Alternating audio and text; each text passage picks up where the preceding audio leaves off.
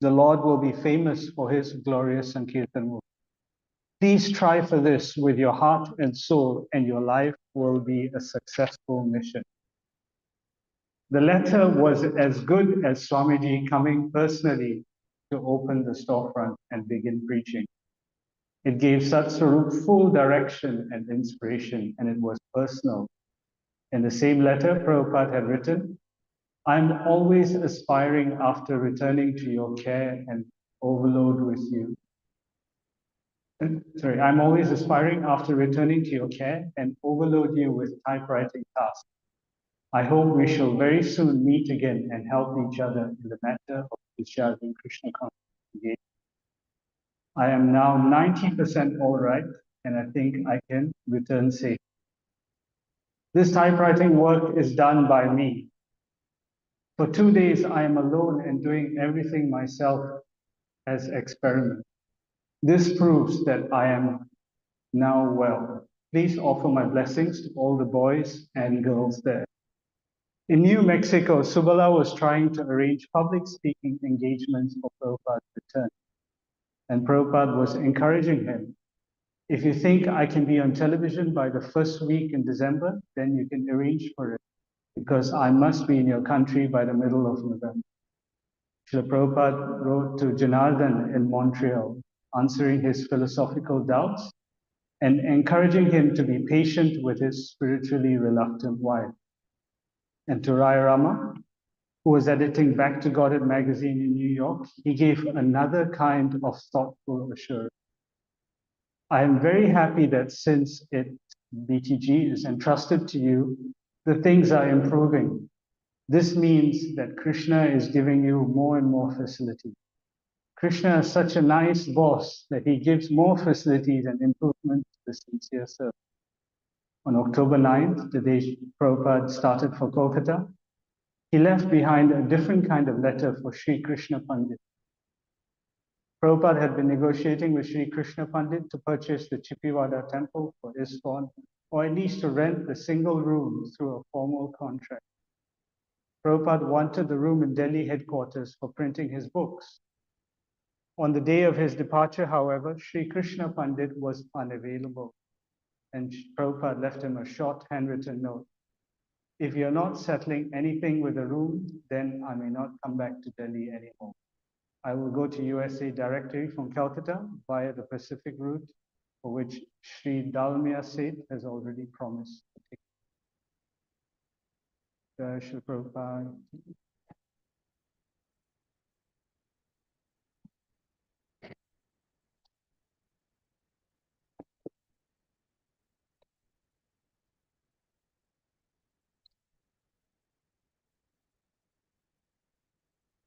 Jaya Radha Madhava Kunja Bihari, Jaya Radha Madhava Kunja Bihari, Jaya Radha Madhava Kunja Bihari, Jaya Radha Madhava Kunja Bihari, Jaya Gopi Jana Vallabha Girivaradari, Jana Vallabha Girivaradari, Jaya Gopi Jana Vallabha Girivaradari, Jana Vallabha Girivaradari, Yashodanandana Braja Janaranjana, Yashodanandana Yashodanandana Braja Janaranjana, Yashodanandana Braja Janaranjana, Yamuna Tira Vanachari, Tira Vanachari, Yamuna Tira Vanachari, Tira Vanachari, Jai Radha Madhava Kunj Bihari Jai Radha Madhava Hare Krishna, Krishna Krishna, Hare Hare, Hare Rama, Rama Rama, Hare Hare, Hare Krishna, Krishna Krishna, Hare Hare. Hare Rama, Hare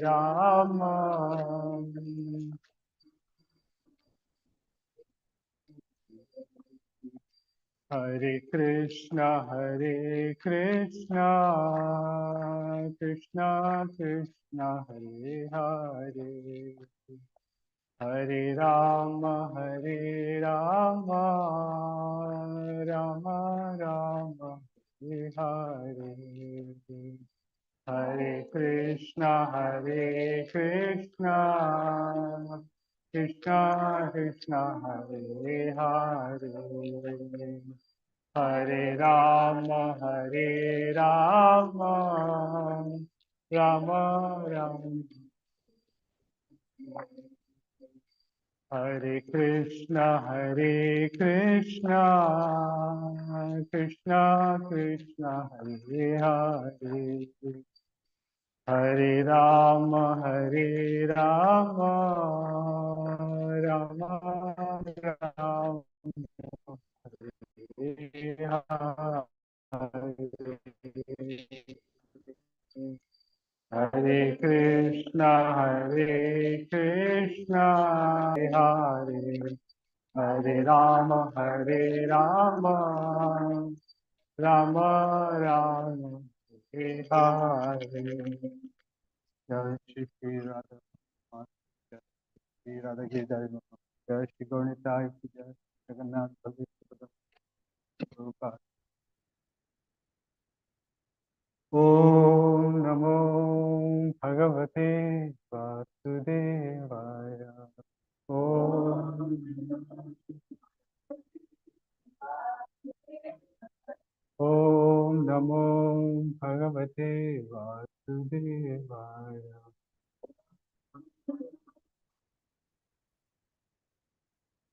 Om Namo Bhagavate Vasudevaya.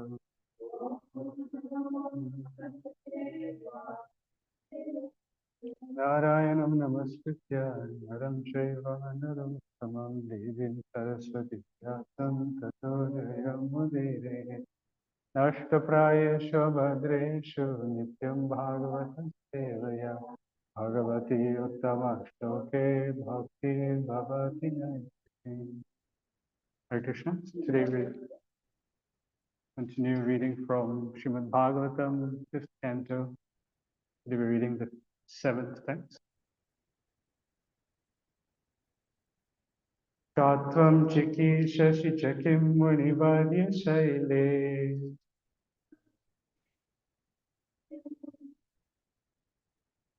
Maya sikapi bhagavat paradevataya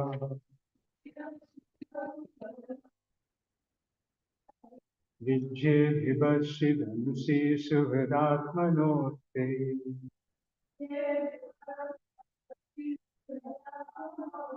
Kimva mrigam mrigayase Vipine parapramata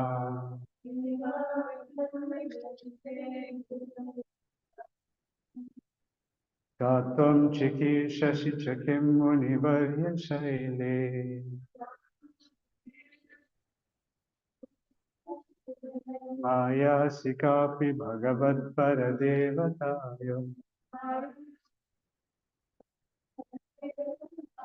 Vijye vivashi dhanushi suratmanote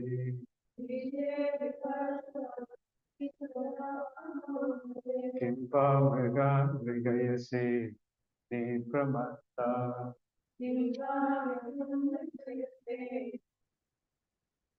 Katam Chikishashi Chakim Munivarya Shaile Maya Sikapi Bhagavat Paradevataya Vijay Vivashi Dhanushi Suhridatmano Te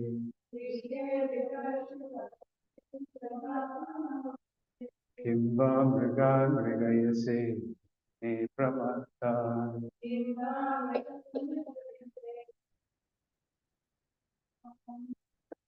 Anyone like to recite?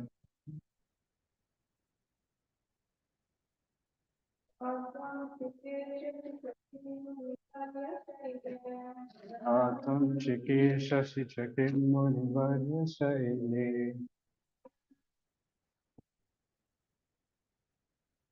Maya Sikapi Bhagavat Paradevataya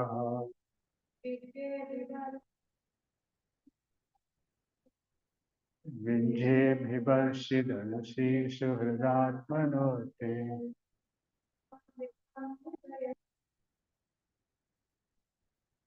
Kimva Mriga Mrigayase Vipine Pramatta.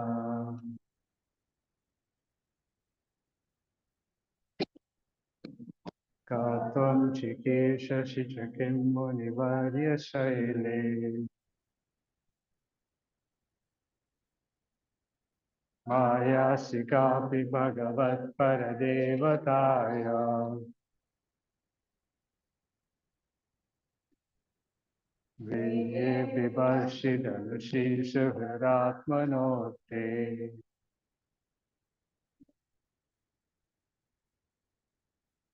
Kimva Mriga Mrigayase Vipine Pramatta.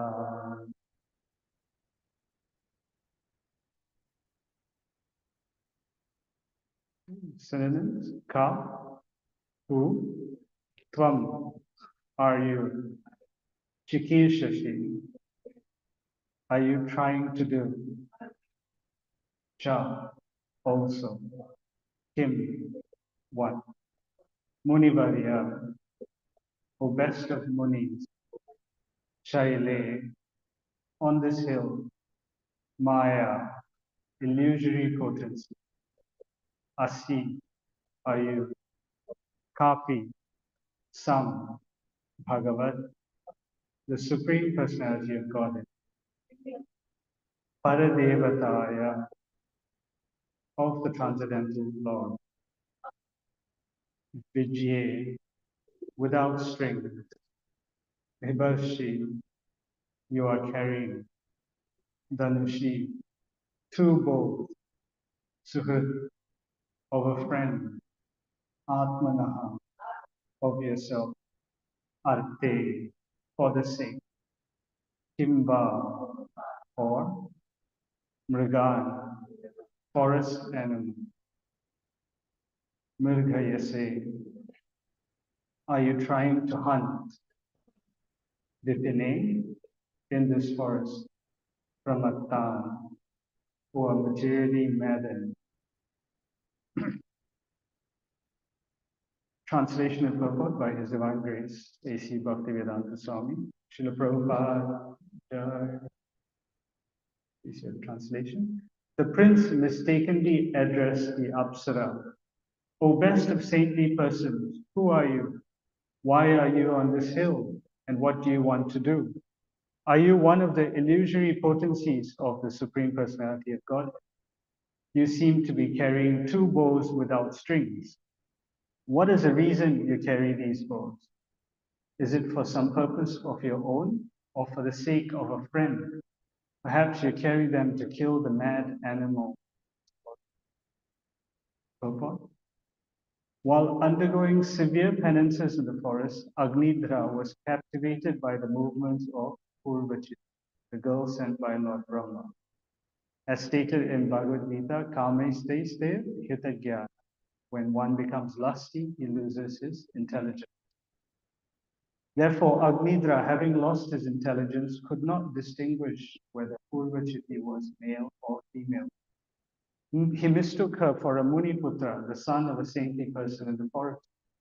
and addressed her as Munivarya. Because of her personal beauty, however, he could not believe her to be a boy. He therefore began studying her features. First, he saw her two eyebrows, which were so expressive that he wondered whether he or she might be the Maya of the Supreme Personality of Godhead. The words used in this connection of Bhagavat, Paradevataya, Devata, the demigods, all belong to this material world, whereas Bhagavan, the Supreme Personality of God, Krishna, is always beyond this material world and therefore known as Paradevata. The material world is certainly created by Maya, but it is created under the direction of Paradevata, Supreme Personality of God, as confirmed in Bhagavad Gita, Maya Dakshena Prakriti Suyate Charachara. Maya is not the ultimate authority for creation of this material world. Maya acts on behalf of Krishna. Purvachiti's eyebrows were so beautiful that Agnitra compared them to bows without string. He therefore asked her whether they were to be used for her own purposes or for the sake of someone else. Her eyebrows were like bows meant to kill animals in the forest. This material world is like a great forest, and its inhabitants are like forest animals such as deer and tigers, meant to be killed. The killers are the eyebrows of beautiful women. Captivated by the beauty of the fair sex, all the men of the world are killed by bows without strings, but cannot see how they are killed by Maya. It is a fact, however, that they are being killed, by dint of his tapasya. Agnidhara could understand how Maya acts under the direction of the Supreme God. The word pramatan is also significant. Pramata refers to one who cannot control his senses. The entire world is being exploited by people who are pramata, or vimura. Prahlad Maharaj therefore said, Sochi tato vimukachita indriyata maya sukaya paramud bhato vimudham. Those who are rotting in material activities for transient material pleasure and spoiling lives, toiling all day and night, simply for sense gratification, with no attachment for love of Godhead. I am simply lamenting for them and devising various plans to deliver them from the clutches of Maya. Bhagavatam 7:9-43. Karmis who act very seriously for sense gratification are always referred to in the Shastra by the term as Paramatta, Pramatta, Vimukha, and Vimudha. They are killed by Maya. However, one who is Apramatta, a sane, sober person, a dhira, knows very well that a human being's primary duty is to render service to the Supreme Person. Maya is always ready to kill those who are pramatta with an invisible bow and arrow. Agnidhara questioned Purvachiti about Om Jnanatimirandasya Jnananjana Shalakaya Chakshurumilitam Yena Tasmai Shri Gurave Namaha Shri Chaitanya Mano Bhishtam Stapitam Yena Bhutale Swayam Rupa Kadamayam Dadati Swapadam Vandeham Shri Guru Shri Yuta Padakamalam Shri Guru Vaishnava Shri Rupam Sagrajatam Sahagana Raghunathan Vitam Tam Sajivam Sadvaitam Savadutam Parijana Sahitam Krishna Chaitanya Devam Shri Radha Krishna Padan Sahagana Lalita Shri Vishakam Vitam He Krishna Karuna Sindhu Dinabandho Jagatpati Gopika Kanta Radha Kanta Namaste Sapta Kanchana Gaurangi Radhe Vrindavaneshwari Vrishabhanu Sute Devi Pranamami Hari Vancha Kalpatarubhyasya Kripa Sindhubhya Eva Cha Patitanam Pavane Deo Vaishnave Jai Shri Krishna Chaitanya Prabhu Nityananda Shri Advaita Gadadhara Shiva Shadi Gaura Bhakta Vrinda Hare Krishna, Krishna Krishna, Hare Hare, Hare Rama, Rama Rama, Hare Hare.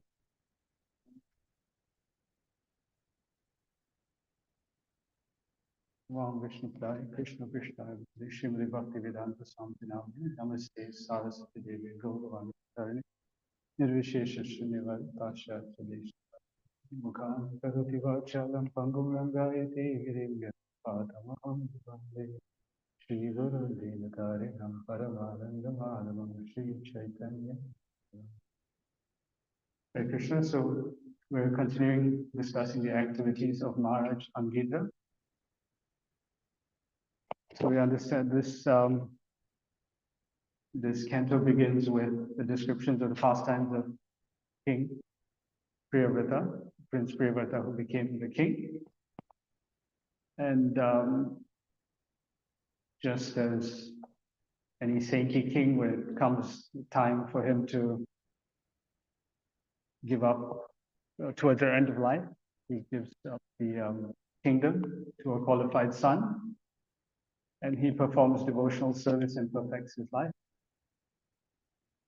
So one of his sons was Agnidra, and it's described that he was conceived when King Priyavrata was in the mode of passion. Therefore, naturally, when he was born, he had that passionate nature. He had lusty desire, so he wanted to have a wife so that he could have a son, would offer him Pinda when he goes to the heavenly planets. So in order to have a good son, you need a good wife. In order to have a son that does this, offer Pinda, he wants to have a good wife. So he was thinking the best would be to have a wife from amongst the demigod society. So he decided to do some austerity. So he went to, and so we understand ideally in the past, before having a child, the parents would seek the permission of the spiritual master. They would do samskar, the Garbhadan samskar. And then on the day that they decide to unite, they'll chanting extra rounds and do some special austerities in order to attract a good soul into the womb. And it may seem impractical in this day and age, but I know devotees still do that. Yeah. So that we can see how the time of conception, the kind of mood that we're in during that period of time, all that affects the kind of soul that is attracted to the womb of the mother. So King Agnidra, he was very much in the mode of passion, very lusty. So he decided to go to, if you want to do some tapasya, so yesterday Mataji was Radha Padma.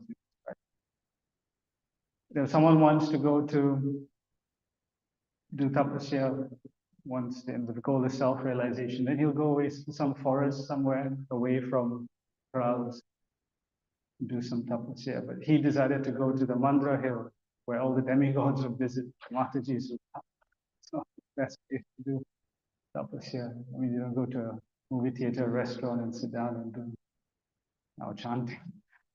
So like that. But he had that particular desire, so he went to that kind of place.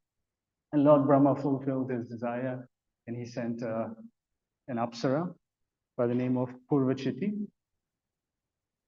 And as he was meditating, just hearing the ankle bells of Purvachiti, his meditation got distracted. And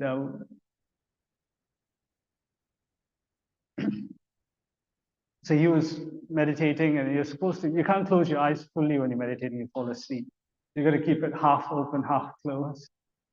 You don't want, ideally you want to be sort of self-controlled, you don't want to be disturbed by anything. But he was there for a particular reason, so he did. One of his eyes, he saw Purvachiti and he got distracted. And it's interesting, this reading the descriptions from the previous verse of Purvachiti. I don't know. I mean, if you just read that verse, naturally someone will be like, I want to see this person. Who is this? You're just reading the descriptions, you get attracted, whether male or female. I mean, if you read something like that, wow. So it's natural. So what happened was he got completely bewildered just hearing seeing her, just hearing, we get distracted. Imagine if he's seeing this Purvachiti, how much distracted he get. And Bhagavad Gita is described in the second chapter. Dhyayato vishayan pumsa sangaste supajayate sangat sanjayate kama kama krodho vijayate. So this describes how lust arises. When one's contemplating on the objects of the senses, so he's seen Purvachiti, he's observed all her characteristics, and then he developed attachment, and from attachment comes lust. So at this point he is just mad with lust.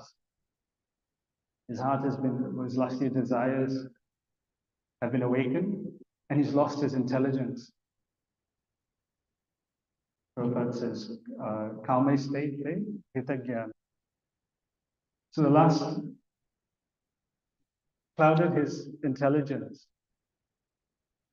And he was thinking, is this a boy or a girl?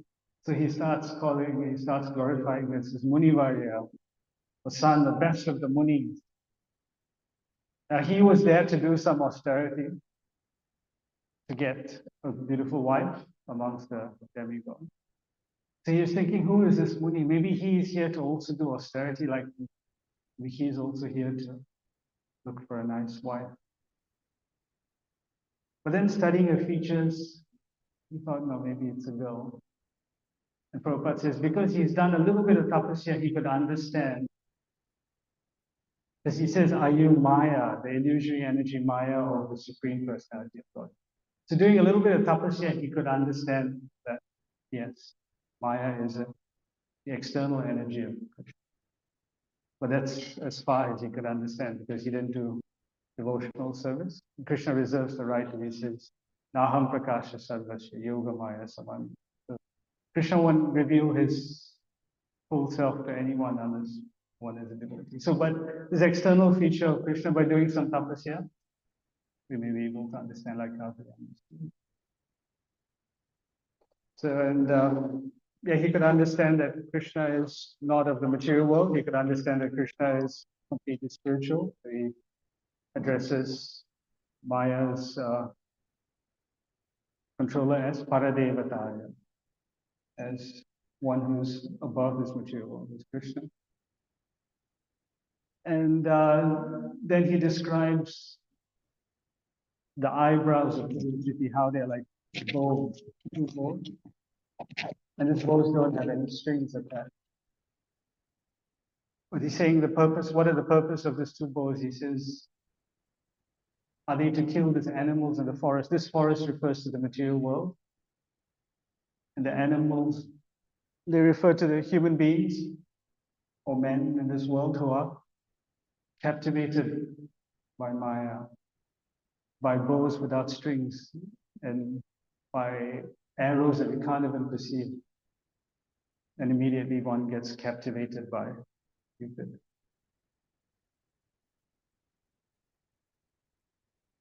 Now we can understand that this lusty desire, so you can't even control it. Arjuna asks Krishna in Bhagavad Gita in the third chapter, he says, how is it one becomes impelled to do these sinful activities? It's as if you're forced to do it. You don't want to do it. When you see something attractive, you don't want to see, but your eyes just go there. You hear something nice and catchy tunes, your ears automatically you get pulled by the kids. Some nice, you walk by a restaurant and a nice smell comes, you just automatically go there. So this lust is it's almost as if you're forced to do it. You don't want to do it, you're forced. So Krishna explains the third chapter, he says, Kama esha krodha esha rajoguna samudbhava mahashano mahapapma vidyenam vihavaidinam. He said these two things are the greatest enemies, kama and krodha, lusty desires and anger. These two are the greatest enemies. Why are they the greatest enemies? Because they keep us entangled in this material world. Srila Prabhupada says anyone who is in this material world, you can understand, is lusty. There's no one here. If you're in the material world, it means you're lust. And we understand that lust is just a perverted reflection of love. And this love is found only in the spiritual world. In Chaitanya Charitamrita, it's described how to distinguish what is love, which is prem, and what is lust, that is kama. It's described Atmendriya Priti Vancha Tare Bhalika Krishnendriya Priti Cha Dhare Premna. So if one is trying to gratify one's own senses, that is called kama. And if one is trying to gratify these Krishna senses, then that is prema. So it's a complete opposite. So Krishna says that is the main enemy, lust. It impels you to do something even though you don't want to do it, and it keeps us bound in this material world. Prabhupada says, bhutva bhutva praliyate. We keep having repeated birth, death, birth, death. And so Prabhupada describes how, we're here because of lust, because we want to satisfy our own senses. And we want to lord it over material nature. Prabhupada says, even an ant wants to lord it over material nature in its own way. The politician wants to lord it over material nature. So it's just a matter of degree, but every one of you wants to lord it over material nature. And this lust, he said, is the greatest enemy. Why? Because it says, Devi Isha Gunamayi Mama Maya Duratya. It's Krishna's divine energy. Krishna's energy is this. Krishna, who can defeat Krishna? Krishna's energy is very, very, it's almost impossible to conquer.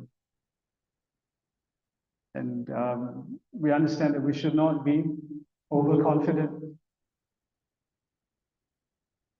And once one devotee went to Srila Prabhupada, some devotees went to Srila Prabhupada, they told him, oh, Prabhupada, this devotee, he's saying that he has got no attraction to the opposite gender.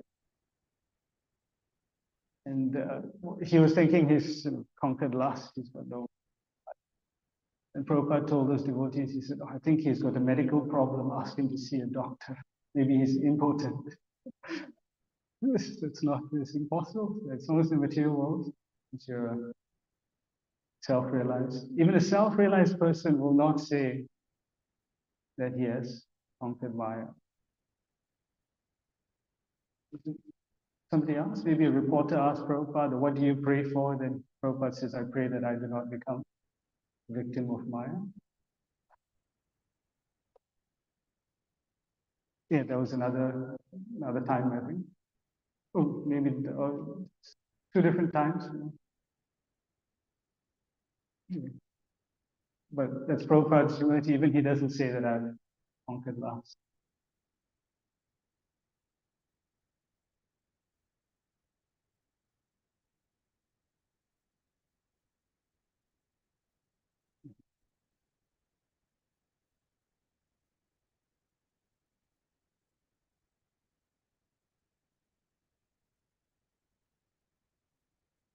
Hold on.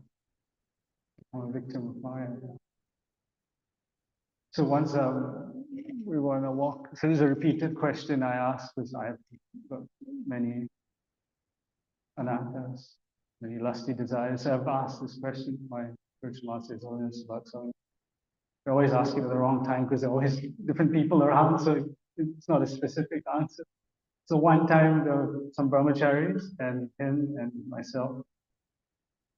And then I asked that question, and then he turned around and he asked the brahmachari, he said, can you say you've controlled lust? Do you have lusty desires? They all just He said, the dress is not brahmachari.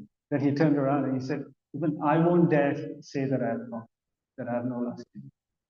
So nobody should say that.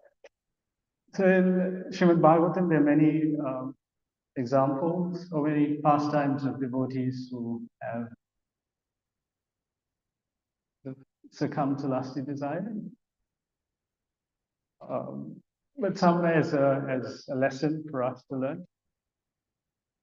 Whenever Prabhupada talks about dhira, he says the perfect example of dhira is Lord Shiva. You might have heard the pastime. He describes it from this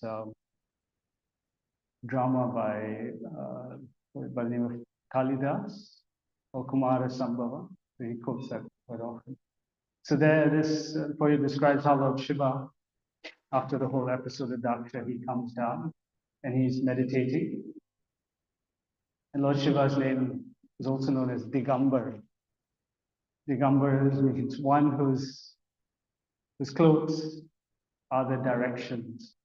That means he's naked, standing there naked, and in a very young, youthful body, and he's meditating.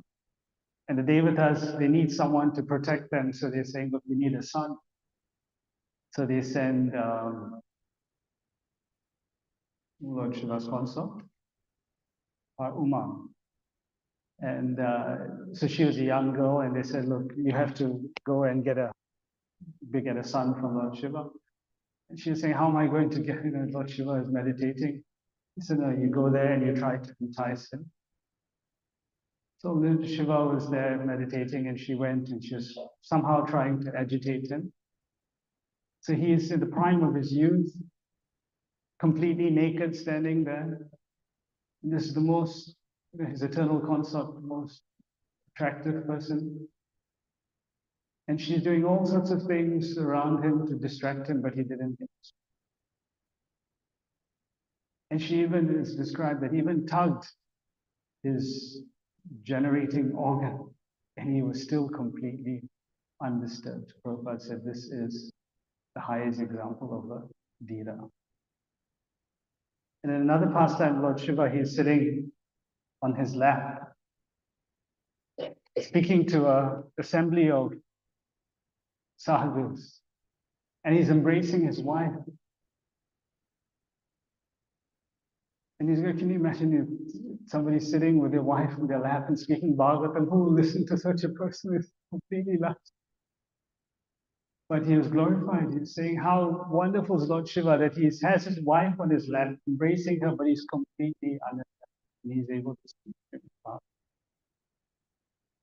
So this Lord Shiva was naturally some pride and power. And in the pastime of the churning of the milk ocean, when Vishnu came in the form of Mohini Murti, Lord Shiva was running behind them. So this can happen to the greatest Vaishnava, so we should not become too puffed up. So many such examples. In our own life, we've got so many examples of power. But just how we think that if you have a certain or even great personalities can succumb to lusty desire, then it just makes us even more careful. Another pastime which you might have heard of is Jaimini Rishi. He is a disciple of Srila Vyasadeva. Vyasadeva was giving a lesson in his Gurukul to all these devotees. He was telling them, lusty desire is very difficult to overcome. Quoted the verse from Srimad Bhagavatam, one should not be alone with mother, sister. Jaimini Rishi was a bit proud. He said, Guru Maharaj, this is nothing. I've considered lusty desire. No, not concerned. So once Srila Vyasadeva, he went away on a pilgrimage, and he said, okay, now you look after the ashram. I'll be away for maybe 3 months or so to make sure you look after everything. So then Jaimini Rishi was looking after the ashram one day. One young girl, it was maybe nighttime, there was a storm. This young girl was outside the ashram getting wet in the rain, and Jaimini Rishi saw her and felt compassion. And he said, oh, come please take shelter in there's so many huts. You can take shelter, stay the night, because it's dangerous. It's a forest and it's dark. So anything can happen to you. You better stay here, spend the night, and then the next day you can go back on your way to wherever you're planning to go. And she was hesitant because Jaimini knew she's a sort of renunciate.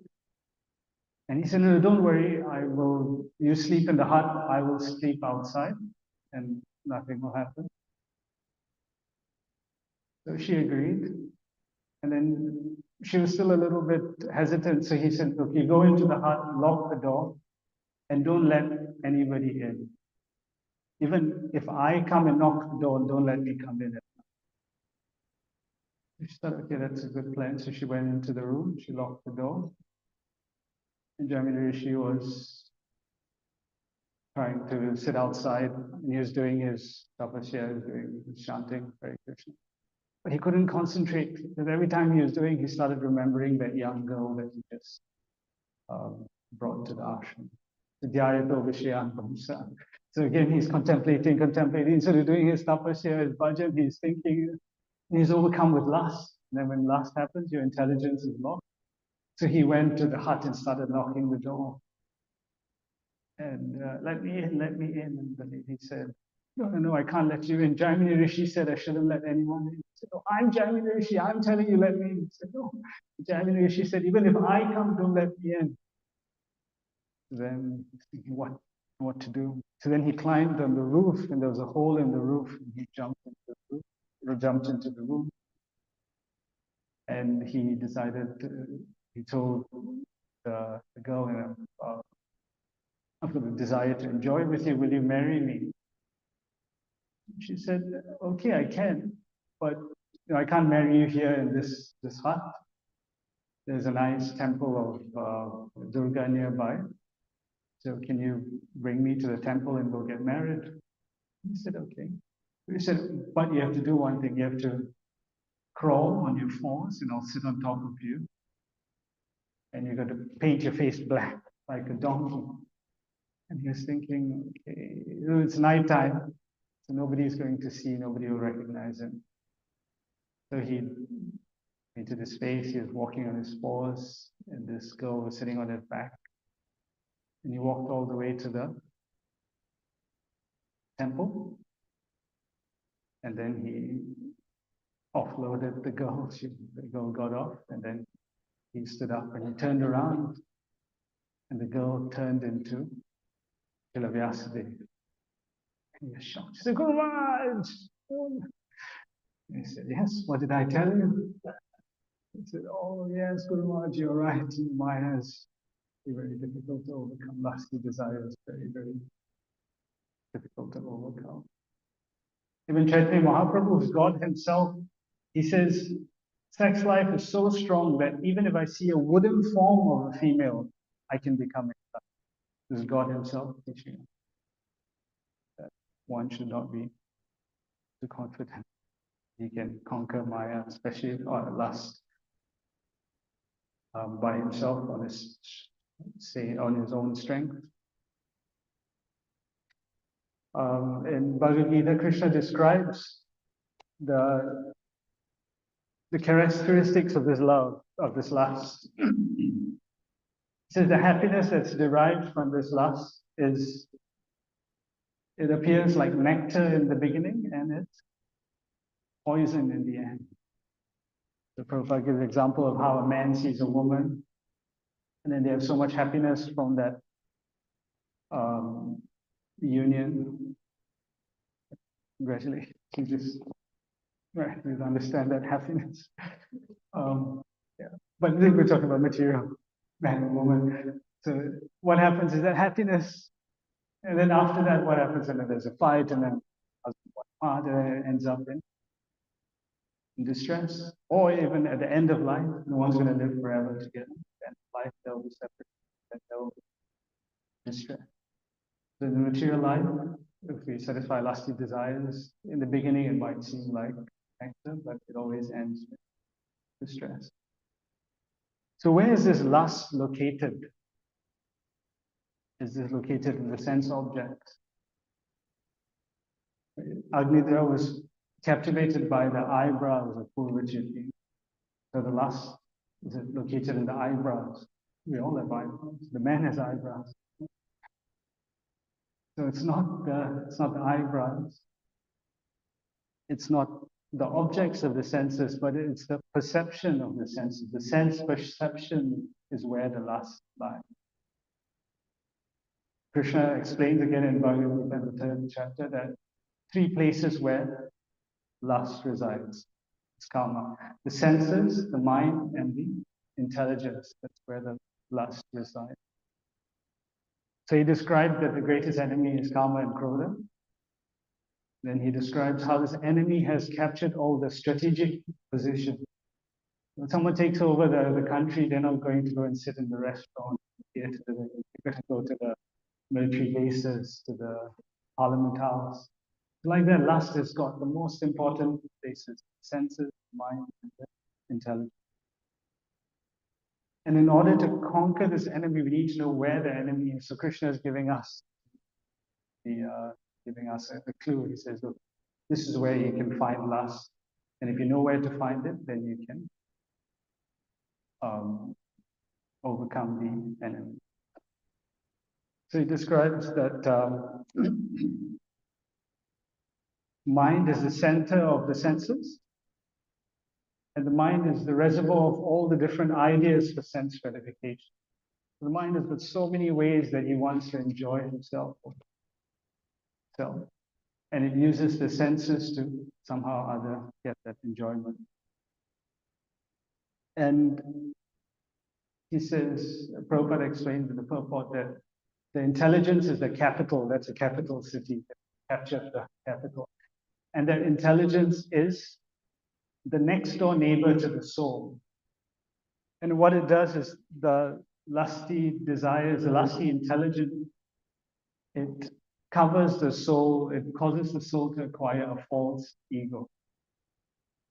The intelligence convinces the soul that actually you're a dog, or you're a cat, or you're an Indian male in New Zealand, so that you can enjoy according to that. The intelligence gives that soul the false ego, so that by which, because if you're not the examples even of Indra when he takes the form of a boar and he's cursed, and he's there, he's a hog, right? And he's got his wife and kids, and he's enjoying himself eating stool. And Lord Brahma has come down to remind him his position, because there was a vacant position in the heavenly planets. They needed him back, but he was. So why should I leave? I'm so happy here. I've got my nice chubby wife, so many children. They're eating hot stool every day. Why would I leave? This is heaven. This is nectar. So that's what the lusty intelligence does. Real intelligence, their real ego, nothing in this material world would be disgusted with everything here. And we can't enjoy anything in this material world if we had our real. But it's this false ego that allows us to enjoy these things. We're getting so much happiness from eating this stool. So this is, so lust is the greatest enemy. And how to conquer this lust? We understand. So lust is compared to, or love is compared to milk, and lust is compared to yogurt, because it's a perverted reflection of love. So from milk you can get yogurt, but from yogurt to get back to milk, I don't think there's a process to do that. So it's extremely difficult to conquer this enemy. But there's a special way. Another example is given. Lust is like iron, and love is like gold. And there's a particular way, alchemy, with a combination of certain chemicals, you can turn the iron into gold. So that's the process. Now, lust is, Krishna says, it's my energy. And it's very difficult to overcome. You understand? Devi Shagunamai, Mama Maya, Duratteya. Very, very difficult to overcome. But the only way to overcome is because it belongs to Krishna. If we surrender to Krishna, Maya, eva ye prapadyati, Maya. If one surrenders to Krishna, who's the boss of Maya, who's the boss of lust, then very easily we can overcome, conquer lust. Otherwise, something material can't conquer lust without material endeavors. So we know where the sitting places of lust are: senses, mind, and intelligence. So Krishna explains further in that chapter, in chapter 3, how we can get rid of the enemy from each one of these places. And Prabhupada summarizes and says, Krishna consciousness is the only way you can get rid of lusty desire. But the first step in that process of getting rid of lust from the senses, mind, and intelligence is by the process of surrendering to the spiritual master, Ado Guru Padashaya. It's said in Bhakti Rasamrita. Because he says, Mam eva ye prapatyanti, surrender to Krishna. But we don't know how to surrender to Krishna. So surrendering to the spiritual master, that's the first step. And then everything else follows from that. That's the most important step to conquering mind. Krishna controls mind, with my energy. We understand a pure devotee can control Krishna himself, then we have a chance of controlling mind. So Krishna described in Bhagavad Gita how to go about that process. Tadvidi pranipatena sevaya shanti jnanam jnanam. One who loves Krishna, we have to find that person, surrender unto him completely, render service, and he'll give us transcendental knowledge. So the spiritual master gives us instructions, beginning with chanting the Hare Krishna Mahamantra, following the four regulative principles, to bring us to the four regulative principles. They need to bring us to the human platform of life. An animal can't. For an animal to do bhakti, so we have to come to the human platform of life. And then from there, he engages us in different activities. 64 angas of devotional service, 5 most important. Sadha Sangha Harinam, Namakirtan, Bhagavad Shravan, and Madhurava, Srimurti Sevas. Residing in a dham, worshipping the deities, hearing Srimad Bhagavatam, chanting Hare Krishna Mahamantra, and associating with devotees. So he gives us instructions on these things. And constantly, as Krishna conscious movement is to do that, constantly try to engage our senses. We understand that we don't have to give up anything. To do whatever we're doing, we have to eat.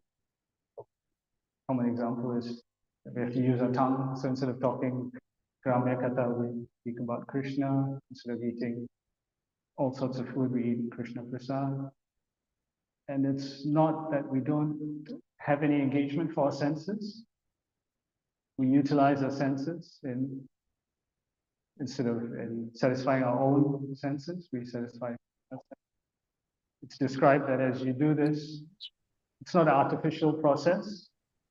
Automatically, as you develop a higher taste, you give up lower taste. Rasavadhyam, rasopyasya, param drishtva nivartanti. As you get a higher taste, automatically you give up.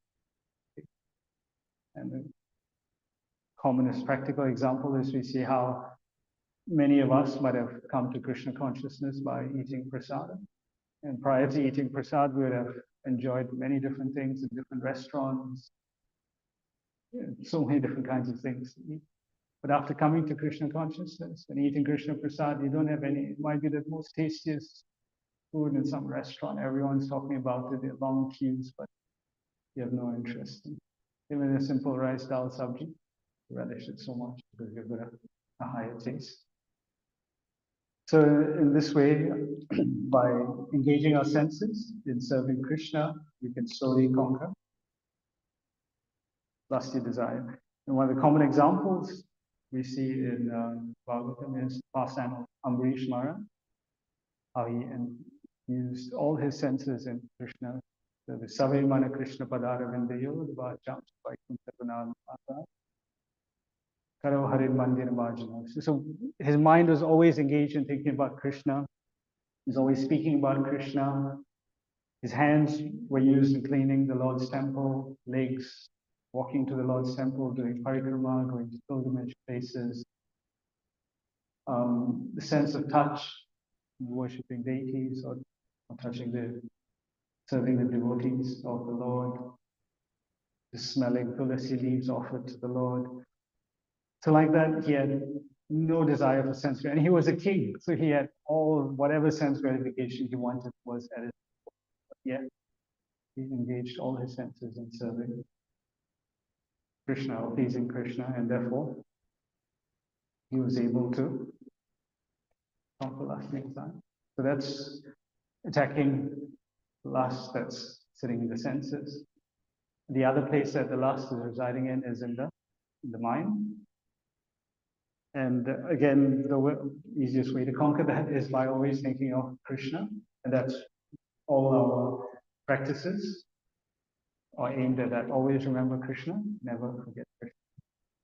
Smartavya sasatam Vishnu, Vishnu Madhya, Najat. Always remember Krishna, never forget Krishna. So if the mind is constantly engaged in thinking about Krishna, Krishna's names, thinking about Krishna's forms, Krishna's pastimes, Krishna's instructions, I think about Krishna's devotees, the spiritual master, Krishna's devotee service, how to please the spiritual master's instructions. You constantly think about that. Then those things will always keep our mind engaged in Krishna consciousness, and thereby that way we can prevent lust from sitting in the mind. And that's also Krishna's conclusion, Man Manabhava Mad Bhakto Madhyajamalam. Twice he repeats that. Always think of me. Prabhupada quotes Yamunacharya, the guru of Ramanujacharya. He was a king. So much, again, these Raja Rishis, they had so much sense gratification at their disposal. But after he became a devotee, he composed this very nice verse. He said, Yad avadi mama cheta Krishna padara vrinde, nava nava rasa dhamni udyatam ratum ashya, tad avadi batanari samgame smaranyame, bhavati mukha vikara sustu nish divanam shah. Yad avadi mama cheta Krishna padara vrinde. When my mind is engaged in the service of the lotus feet of the Lord, when I'm thinking of the lotus feet of the Lord, I am getting newer and newer realizations. Once one devotee, or Prabhupada asked one devotee, how many times have you read Bhagavad Gita? Prabhupada, 30 times. Prabhupada said, you can continue reading for lifetimes, and you'll keep newer and newer realizations.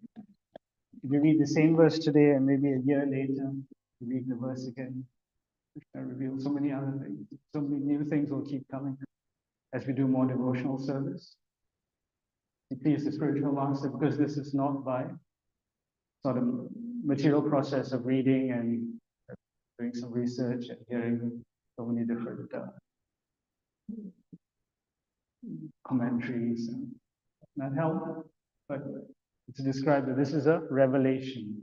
Yasya Devi Parabhakti, Yata Devi Tatadu, Kasyati Kaditatu, Prakasham Te Mahatma. It is revealed in the heart. So as we serve the spiritual master, he gets pleased, more things get revealed. So like that, he's saying, when I serve Krishna, I'm getting newer and newer realizations, newer and newer ecstasies. And then I think back in my past life as a king, enjoying all the sense gratifications as I spit at that top. This is how Yamunacharya, just by concentrating the mind on Krishna, automatically we can get rid of this plastic line. And superior to the mind is intelligence. Prabhupada explains that intelligence is the next door neighbor to the soul. Very intelligent, very important that we get the spiritual intelligence. And how to develop this intelligence, again, it's not by our own strength. We understand that Krishna explains in Bhagavad Gita again 10:10. Tesham satata yuktanam bhajatam priti purvakam dadami buddhi yogam. Krishna gives the intelligence. And who does he give it to? Tesham satata yuktanam, one who's constantly devoted doing devotional service. And not just officially, but bhajatam priti purvakam, with love. So if someone does devotional service with love, then Krishna gives the intelligence. And that intelligence comes through them because he knows what's in our heart, and then he manifests as the spiritual master. And through the spiritual master, we get instructions and intelligence.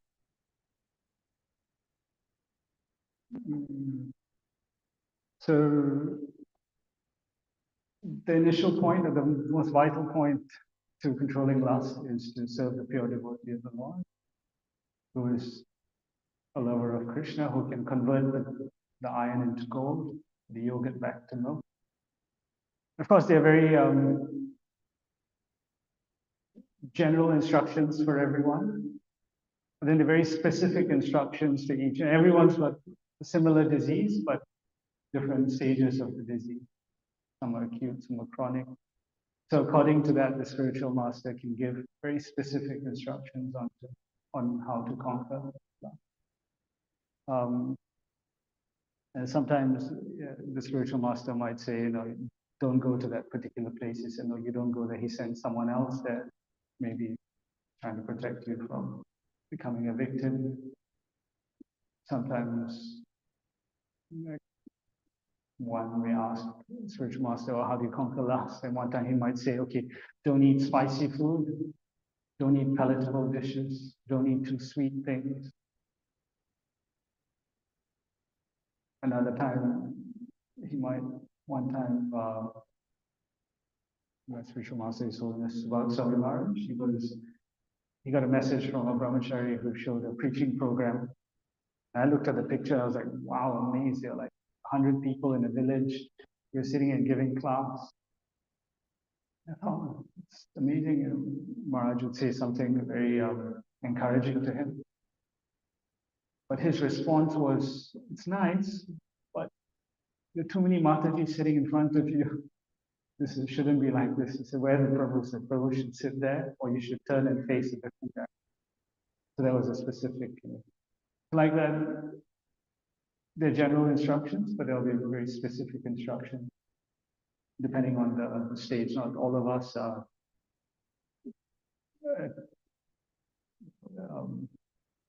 victimized by Maya to the same degree. Some might be less, some might be more. And throughout our scriptures, we also see many examples of pure devotees have conquered this lust. We saw examples of how devotees had succumbed to lust. And then the examples of pure devotees who have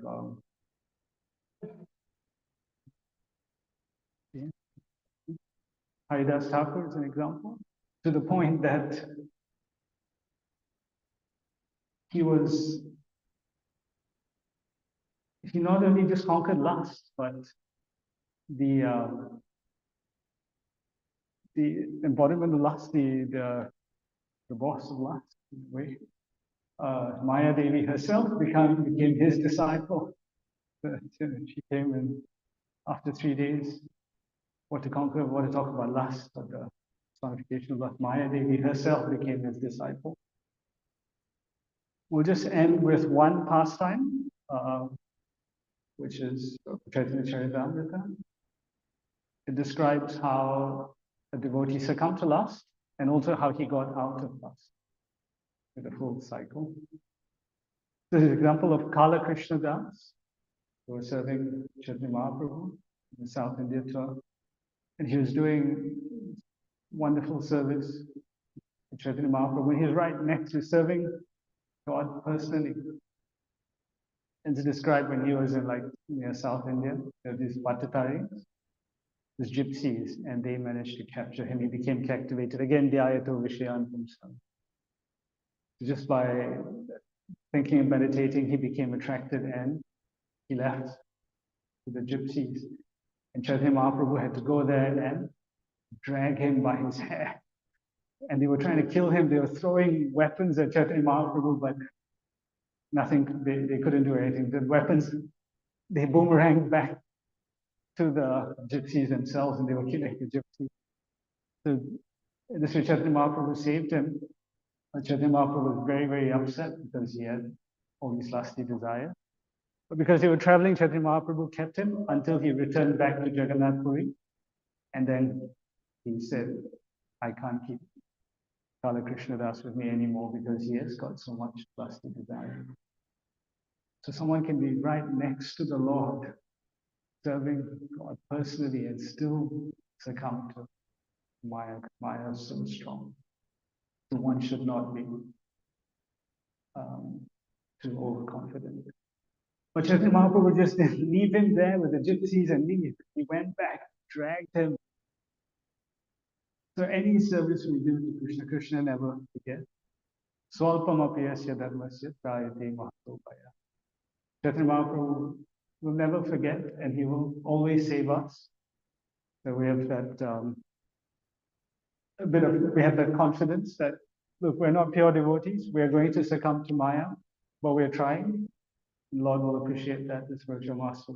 Knowingly we don't, but understand Arjuna says we're forced to do it even though we don't want to. But we understand if we are sincere, at least the Lord and pure devotee will save us. And then what happened? He went to Jagannath Puri and he had to give up the company of Chaitanya Mahaprabhu. And the devotees, Nityananda Prabhu and a few other devotees, they were thinking how to save this Kala Krishna Das.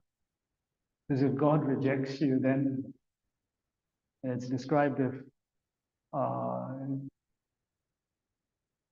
Bhajane Barukarna says, if you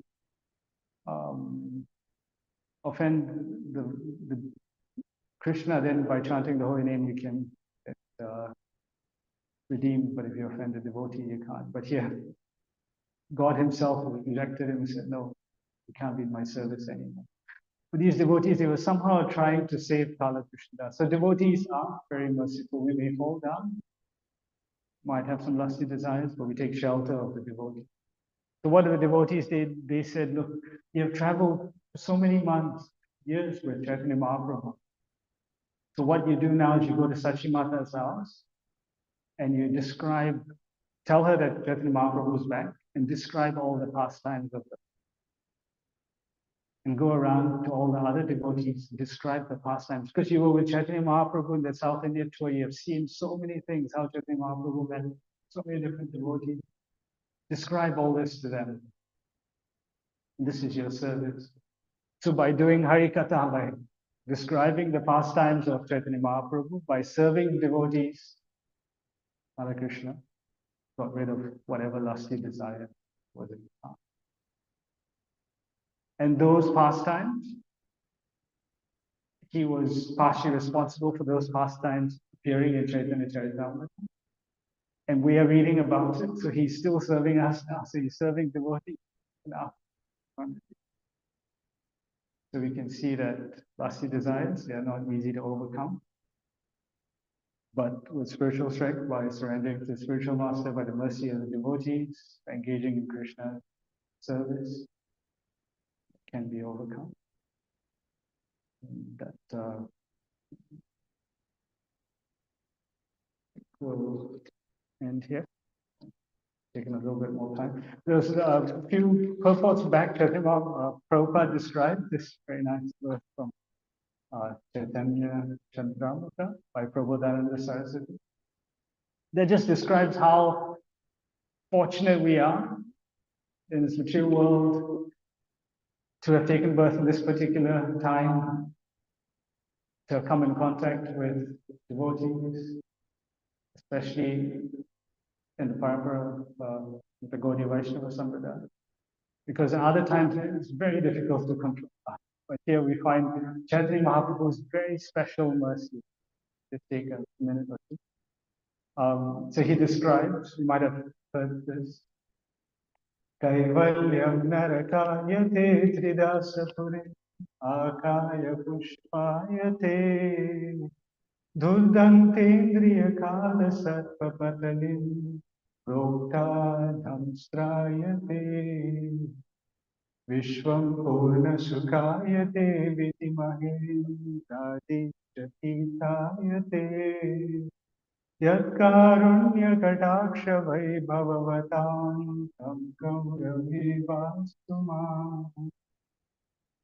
Says to a devotee, Kaivalyam, impersonal liberation is like hell. What will we do with impersonal liberation? We can't serve Krishna. There's no joy there. It says heavenly planets, Akaya Pushpayati. They're like little floating flowers, and flowers are dropping. It's inconsequential to us. Dundan Tendriya Kala Sat Papatadim. The senses are like snakes. The snakes are very dangerous. And our senses are like snakes because the minute our senses come in contact with sense object, we start creating so much of reactions. We have to take repeated birth, death, death. But he says, what happens when one gets a merciful glance of Chaitanya Mahaprabhu? These snakes become like snakes whose fangs have been pulled out. So the senses are there, but they're not going to cause you to be stuck in this material. The senses are purified, they're engaged in serving, pleasing Krishna. And then he says, the position of Indra and other demigods, we don't think much of them, we don't give them much of that position, we're not after those positions. And Vishwampurna Sukhayate, we find so much joy in this material world. And all this happens just by the merciful glance of Chaitanya Mahaprabhu, just by the merciful glance of Chaitanya Mahaprabhu. So you need to have a sense of control. And the merciful glance of Chaitanya Mahaprabhu, that can be attracted by serving the pure devotee of the spiritual master, pure devotee, the spiritual master. And by pleasing him, Chaitanya Mahaprabhu's glance will be upon us. He's given us a simple process of Harinam Sankirtan. So we're very fortunate. It's a lot more easier for us to try to control this lusty desire. Day and age. Thank you very much for patience, tolerating. Hare Krishna. So we'll just invite any comments, or realizations, or any questions we can attend.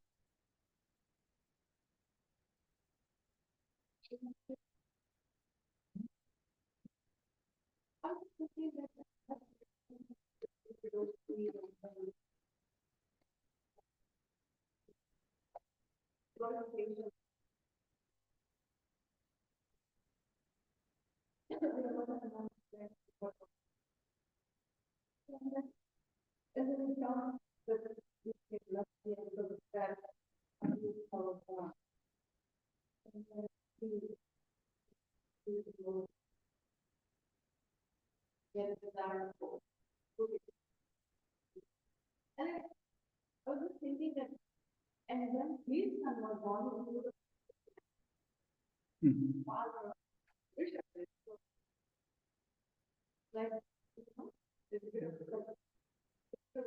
Yeah.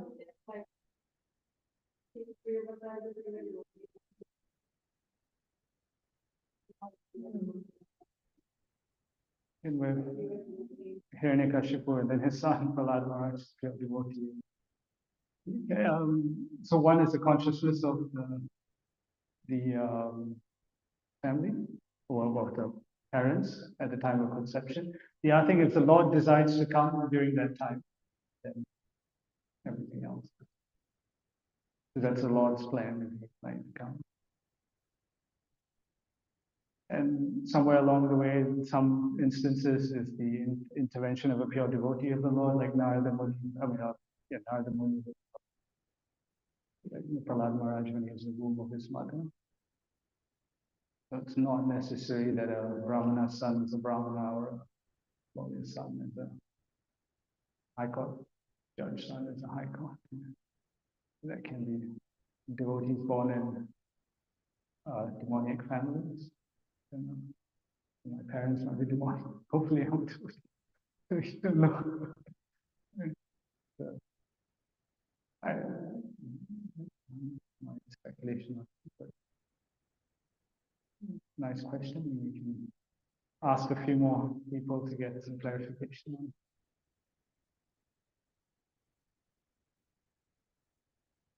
Martin, you can get the answer to him.